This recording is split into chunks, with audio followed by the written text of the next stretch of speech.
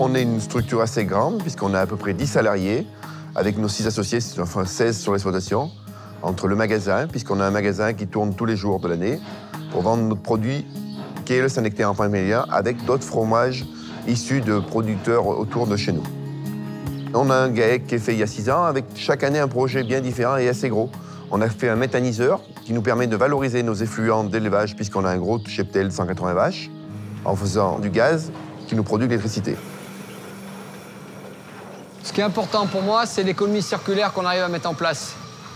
Sol, plante, animal, retour au sol. Donc on méthanise les effluents. On a une vision globale et on s'intéresse aussi de l'aspect énergétique. Et pour moi, c'est ça le plus important. Et accéder à la transmission. Transmettre à la fois une agriculture viable, mais adaptée à son époque et qui joue pleinement son rôle circulaire.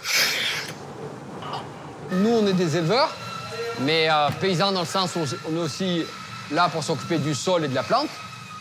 Et après, on a un process qui ressemble, dans mon idée, à de l'industrie fermière. L'exigence industrielle mise au service du raisonnement fermier. On maîtrise le produit du début à la fin, c'est-à-dire qu'on a les vaches, on élève les vaches, elles font du lait, avec le lait on fait du fromage, on l'affine nous-mêmes, on le commercialise. Et ça, c'est génial en fait de pouvoir aider à participer, à nourrir les gens en quelque sorte. Donc. Et le retour, c'est surtout quand les clients recommandent. Donc ça veut dire qu'ils ont été satisfaits du produit et qu'ils en redemandent. Et là, c'est la fierté encore plus grande. Puisque du coup, la fidélité des clients, ça montre que on a raison et qu'on ne se trompe pas dans ce qu'on fait. Ce qui est sympa dans notre projet, c'est qu'on a également une fierté d'avoir adapté une cohérence d'ensemble qui nous permet un système économiquement viable et transmissible qui fait vivre nombre de familles sur notre territoire.